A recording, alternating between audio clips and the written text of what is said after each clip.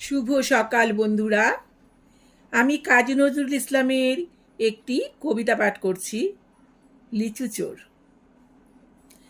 বাবুদের তালপুকুরে হাবুদের ডাল কুকুরে সে কি বাস করলে তারা, বলি থাম একটু দাঁড়া।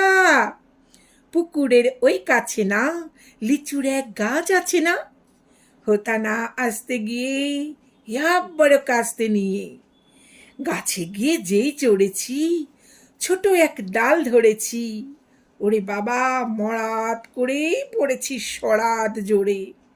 পড়বি পর মালির ঘাড়ে, সে ছিল গাছের আড়ে।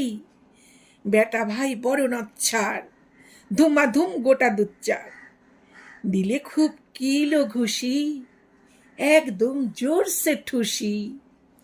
আমিও বাগিয়ে থাপড়, দে হাওয়া চাঙিয়ে কাপড়, লাফিয়ে ডিঙ্গু দেওয়াল, দেখি এক ভিতরে শেয়াল। আরে ধ্যাত, শেয়াল কোথা, ভোলাটা দাঁড়িয়ে হোথা।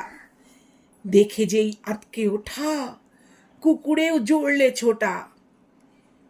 আমি কই গল্প কাবা, কুকুরে করবে সাবার। বাবা গো মা গো বলে পাঁচিলের ফোকল গলে ঢুকি গে বোসদের ঘরে, যেন প্রাণ আসলো ধরে। যাব ফের কান মলি ভাই, চুরিতে আর যদি যাই, তবে মোর নামই মিছা, কুকুরের চামড়া খিচা।